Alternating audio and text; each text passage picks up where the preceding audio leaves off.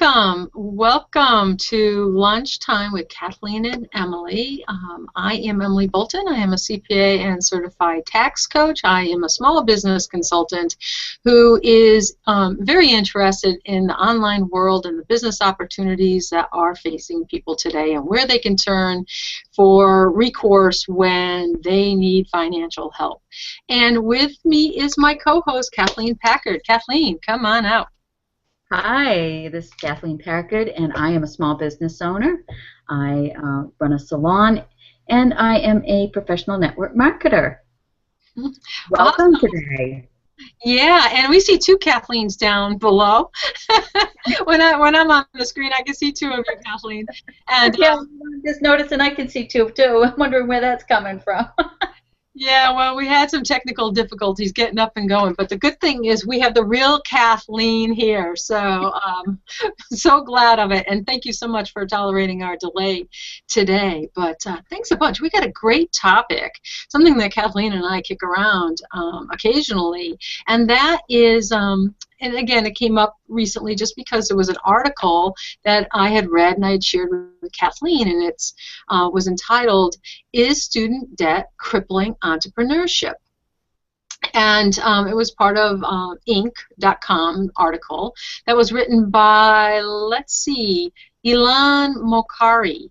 And, you know, Kathleen, I'd love to be able to discuss this today because truly I do personally think that student debt is crippling entrepreneurship. So how about it? What would you have to say on that? Yeah, I think it's a real shame. I think that education is important, but I think that too much is being pushed on to people and students that really don't have any direction as to where they're going. It's like a next step for them, but without realizing the financial consequences. I see them going to colleges that maybe the cost is way outweighing what the profession will pay them for the study that they're going to, which, you know, that's crippling in itself, because if they can't ever make back their yearly income, then they can't pay the debt. Yeah.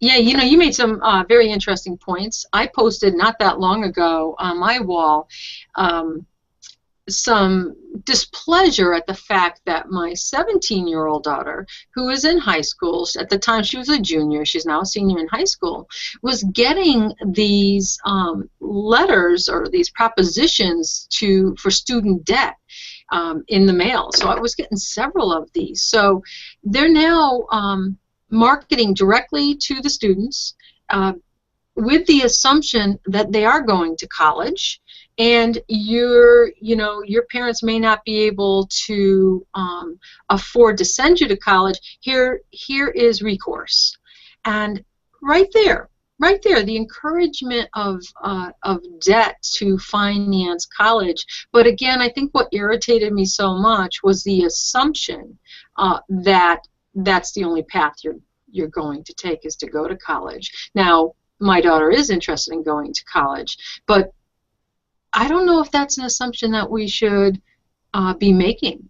Look at the student body today. Not everyone is college material. Not everyone has the motivation to persevere. They barely are graduating high school. What do you make of that, Kathleen? Well, I think that, you know, this is one of those things where everybody's being put into a box. And, you know, if you notice in high school, they've taken away the life skill courses that some of these students would have fallen into.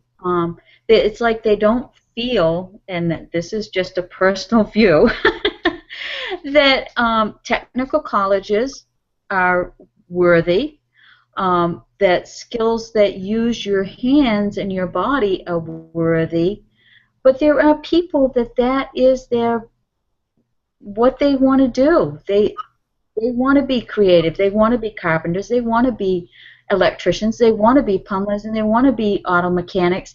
And thank goodness that they do. Where would we be? And you know, as a CPA and certified tax coach to a number of tradesmen, I can tell you they make good money. Yeah, and as time goes on, they are going to be able to name their price. They're going to be some of the highest professional paid out there. Oh, and they are. They are. Have you not had any home repair lately? I am very grateful that I have a husband that is very, very handy, who grew up in an era where you did learn all those skills. Amen, amen. Well, you know, I'm a single gal. You know, my husband passed away years ago, and so I have a lot of aptitude, but there are things that I won't undertake. I won't undertake like electricity. I'll undertake some of the simpler plumbing kinds of things, but there are some things I won't. And maybe like 2 years ago, we had a storm that came through, a hurricane that came through, and a tree fell on my house, and just caused some damage, including in the walls, some damage to the walls, obviously the roof, and some miscellaneous damage. Well, I don't have the carpentry skills to come in and really fix the soffits and things of that nature, and even interiorly, just structurally, make sure the house was still sound, you know, given the fact that there were these cracks on the side wall then, you know. But so yeah, absolutely, there is a real need for skilled craftsmen, and after having gone through that process, I can assure you they get paid good money, and boy, we need them. Yes. But aside from that, you know, I think that, you know, they're not like teaching real skills of creativity of the mind. I think that, you know, there's some basic things that they're teaching, but true entrepreneurship is not something that they're teaching. It's like they're teaching them how to stay crippled in debt. It's like it's a form of, I look at it as a bit of manipulation.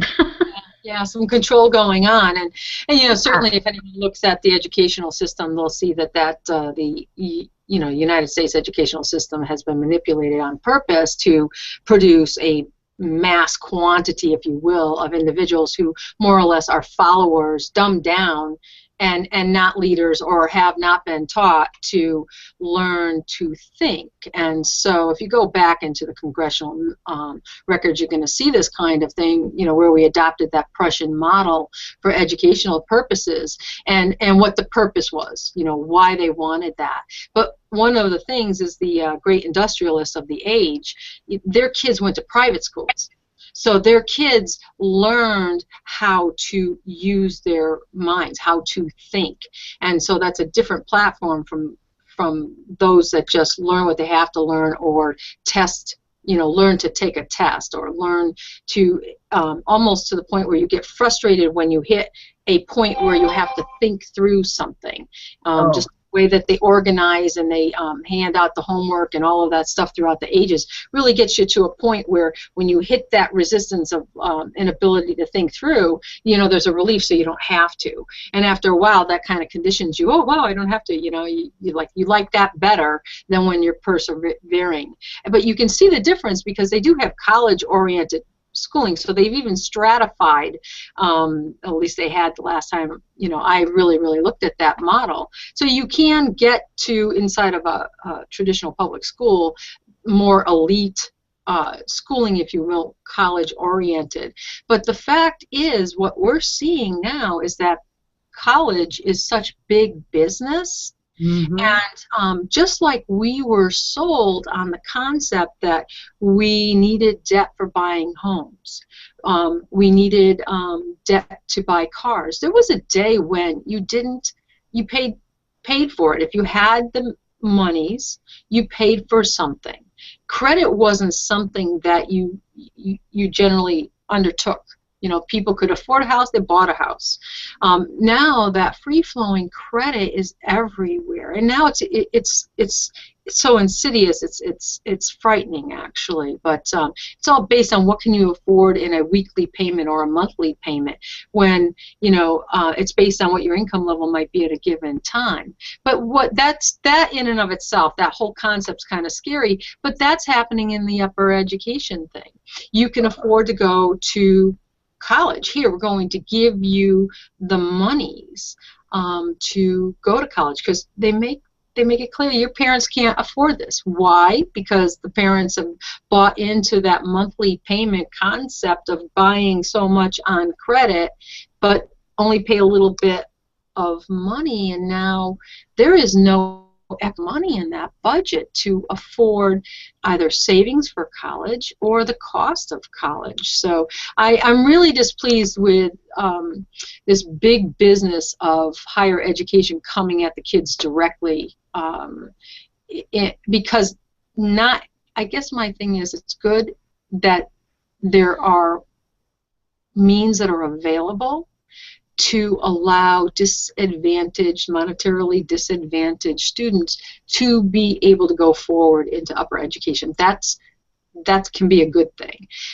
That certainly was the case for me.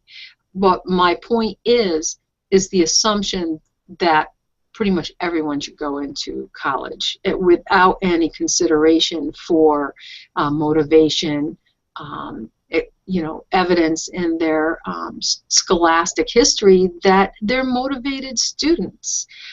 So yeah, it's a shame, because what's happening is so many will go out, and I've seen this among my children's friends, is they get that opportunity, they go and they get into debt, maybe 2 years or maybe a year of debt or 2 years of debt for the program, 15,000-30,000, and then they get spooked because one, they're not very studious, they're not really they don't see where they're going with this, and then they bail out before they've finished, and they have all that debt, and now what? You seeing any of that kind of thing, Kathleen? You see that, and you see it on the other end, where they go the 4 years and there's no job, so their alternative is, now we go back to college and we'll go for our, is it the master's, is the next program, graduate level, yes, and incur more debt for a job that's not there. And because if you don't go back to school, now you've got student loans you've got to pay. Well, then you've got no job. It's being on that wheel that you can't seem to find a way to get off, and which is really, I think, such a disservice, because the jobs that they do get coming out of a 4-year college are what you can get coming out of high school. Yeah, so without the debt. And also too, to support your comment relative to the graduate level, I have certainly seen that quite frequently, and for the reason you've said, but also too, some of the what were classically 4-year programs are now being turned into 5-year programs or master's programs. Take for instance the CPA. I am a certified public accountant. It was a 4-year program when I graduated. It was 3 years of work experience. They've kind of flipped that now to being a 5-year, so you have your 4-year college, your bachelor's, and then a master's in accounting. And so there's that extra year of upper education. And then on the flip side, though, the educational, the work experience, mine was 3 years under a CPA, and now I understand it's pretty much a 2-year program afterwards. So you still got that thing. But again, upper education is very big business. It's in their interest to get you to get in and look at the increase of costs. 30% inflation in upper education as compared to what do we have on the normative consumer side. I mean, how is that? How is that possible? What is going on there? A lot of money is being made in upper education, and so when you, as a consumer, you step back and you say, what's happening here? And there's many different alternatives now, and online courses are being as accepted and almost more accepted in the workplace than a traditional degree from a 4-year college. The reason being is that when you do that online, you have to do it because you're a self-starter. You have to be disciplined to do those courses. And if you make it through then people respect that. There was a time when that was like a bought degree. That is not the case anymore. Wow. So, you know, Yeah, there's that allows a lot of folks to be working and also to be able to get that upper education to advance themselves. So that is a wonderful opportunity, and it may be the way many people have to go. Yeah, I was, one of the things that I was reading, I want to just kind of switch over to that if I may, was that the millennials, the Generation Y, and how the argument was being made that their entrepreneurial dreams have the brakes on them, and that there is this hope that this particular generation, that there are tons of them that are really well educated, and that they kind of been raised up in a startup mania. You know, you've got Mark Zuckerberg, who's made like huge amounts of money, and these young people have been raised up witnessing this kind of massive entrepreneurial success, and so they can see that, hey, you know, startups can make you millions. Being a startup with a good idea and hard work ethics can be a way to great prosperity. But the issue then comes in, can they or are they being prevented because of student loan debt? well, I'm absolutely certain that probably some of that is very, very true, because they're feeling that pressure from early on. You know, they may not have the family, but they've got that debt obligation. It doesn't allow them that freedom to exercise their creativity or use that passion that they have, because no, they're stuck in on that cog of the wheel. You know, it's like it's a shame that, you know, they are burdened down at that young age. Yeah, they're kind of caught in that catch-22. On the one hand, if they're out of school, they really do have to make money. So they really need to take a job. And that may prevent them from pursuing their entrepreneurial dream. And then on the other hand, because they do have this debt that they're servicing for prior student loans, that may have tapped out their ability to have access to other kinds of monies that perhaps they could have borrowed for their business venture. So yeah, they're sort of caught in that catch. They are, and you know, but there again, it's going to take some education, showing them that there are other ways. There are entrepreneurial ways to get into business that doesn't require a lot of capital. It will require their time, you know, because they're probably still going to have to work their job, and they're going to have to work that their entrepreneurial part of it, but the rewards would be far greater for them to do that than to take just another second job. Yeah, wow. You know, I was seeing a statistic here that student loan debt's topping, what, $1 trillion. But the unemployment is still high for the 18 to 24-year-olds, that 1 out of every 2 bachelor's degree holders that are 25 or younger were jobless or unemployed. And this is an older statistic from like the 2011-2012 timeframe. But, and I really had wanted to try to see if I could get any current data. Sometimes it's hard to get your arms around some like last year, this year, fresh data. But wow, 1 out of every 2 bachelor degree holders, you know, being, you know, jobless or unemployed. And I think that that is one of the things that I wanted to segue into here, having come online myself, is the introduction to the fact that there are entrepreneurial opportunities that require a lot less working capital than, say, the traditional industries. And we spoke about the tradesmen. You know, certainly to enter into plumbing or electricity, be an electrician rather, you know, those industries require some significant amount of monies to enter into them. There's, you know, the licensing, besides the education, just in the sense of, you know, your truck, your equipment, and association fees and licensing and all of the workers' comp, all the stuff you have to carry on that. So, but there are online opportunities for folks that don't have working capital, don't have ability to get at loans. What do you think about that, Kathleen? You see any opportunities there? What's your view on it? I think there's a ton of opportunities for them in those other venues because, you know, like I say, I think that, you know, the reduction in their startup costs are huge. I mean, that's just it's time. It's more time, and they've probably got some of those skills to use. They've been educated. Oh, absolutely. They're very, very intelligent people. These young people, these millennials that I know, in terms of creativity, because they really have grown up with access to social media or online, just the global opening up, the idea.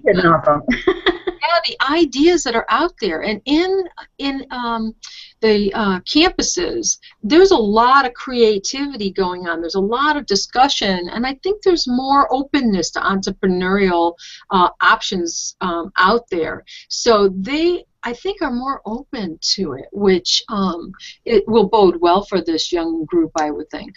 Oh, absolutely, and like we've said before, this is not your great grandmother's, you know, networking or whatever. I mean, it has changed, and it is much easier for people to make money in that in the online industry or networking industry now than it ever has been. I think that it's because of the social distribution, because of, you know, the online aspect of what you have available to you. You've got the whole world now. You aren't just in a little small area trying to connect with people. I mean, yeah, the beauty too is there's your oyster now.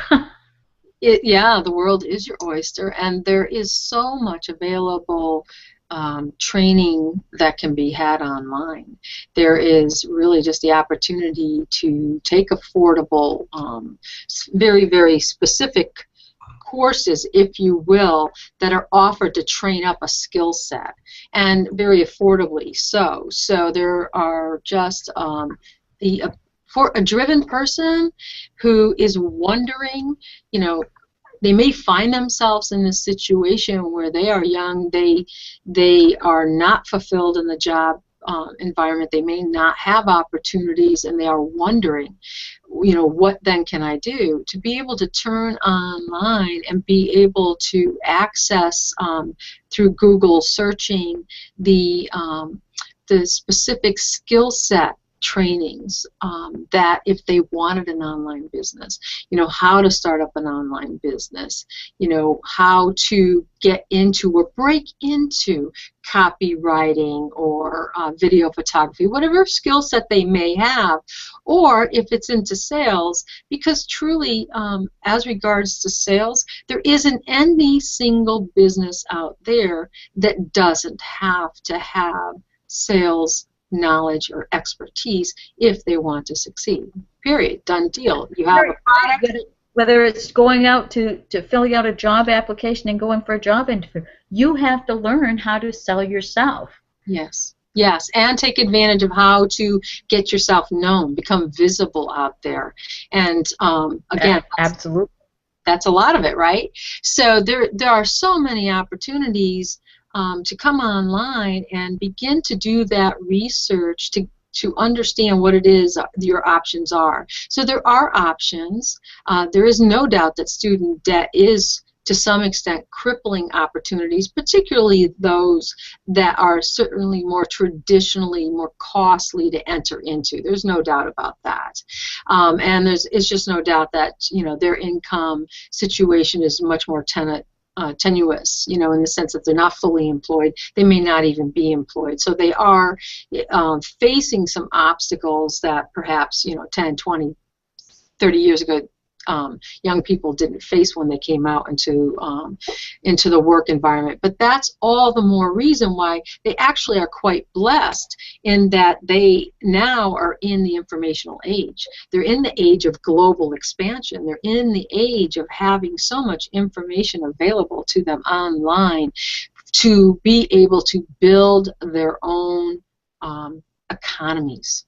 And I would hope that they would find some encouragement in that, and just instead of wallowing on the sofa in your your parents' basement, really to really reflect, what do you want to do with your life, and how can I do it? And by asking those questions, I'm really confident that they'll be led to go online and start Googling and finding. There really, really are, and I'm so pleased to be with you, having this opportunity where we're going to build this to be a resource where when people are looking, they can come in and find hope that there is a way to do this with very little cost outlay, and with hard work, and by applying oneself. Oh, absolutely. And you think about the fact that, like you say, it's second nature. They are on social media. They understand it. It's not foreign to them. It's not uncomfortable to them. They prefer to text, and as opposed to picking up the phone and calling. I mean, that's so many parts of this new entrepreneurial world is so available to them with everything that, with their natural skill levels, without even going. Yeah. Some older people might listen to that and say, nah, I don't know about that. But boy, oh boy, being in the industry, we're seeing that is very true. The level at which these young people can communicate with each other, and how they can communicate with each other, is quite different than the traditional from years past. Many of us adults have had this conversation. It's like, we just can't get away with going, hey bro, and being able to just say, oh, what you doing, boom, look at what I've got going on over here. No, there's a level of expectation that is expected of us at our particular level in terms of communication, or how we conduct business. So we still are somewhat, some of us, confined to some more traditional expectations, if you will. But what's really interesting for these millennials is that they have their own communication style and means, as you've said. So that really does flood their ability to do very well in the professional marketing realm, because there is so much need for income ability at that in that age group, and they communicate that language, and they communicate in the channels of that particular age group. So there is phenomenal opportunity, even though student debt is on the one hand crippling some traditional entrepreneurial avenues. Well, Kathleen, we are pretty much out of time. Yes, and one last comment, and I think that this is why the colleges are in fear of these students going out and participating in this entrepreneurial networking field, is because they try to still share with the kids that it's not real. I mean, they're sending out letters, so there's got to be something to it if the colleges are fearing it. That's an excellent point. I totally forgot about that. Yeah, we were seeing some of those letters kick around, and yeah, very, very good point. Very, very good point. And if we can do anything, and that's, I think, where I'm coming from as a professional, is that to get my arms around it, to see what there is really in this industry, if it is real or not real, is it a scam or not a scam, and to bring that information to a viewership so that they can come in and get that to find out what is the truth. Is it or isn't it? And yeah, the pros and cons. Well, how can you help them avoid the cons or address them to build and grow? Because it is a real industry. There is real income making opportunity, and there are those that do very, very well, and there's also those that don't. So again, these young millennials, again, are really sharp, and there are so many that are highly educated. They do have the student debt. They did learn a lot. They can come in and they could really just totally master this industry. They can totally master this industry if only they knew. And so I think we have a great role, and that's a great note to end on. So, and keep to our half hour. So much, everyone, for joining us today. You want to wrap it up, Kathleen? Yep, I think that it's definitely something that young people of any age that are carrying around debt should definitely look at alternative ways of securing that second income. Well, thank you, and thank you for joining us today. Have yourself a fantastic day. God bless, and peace be with you. Bye-bye.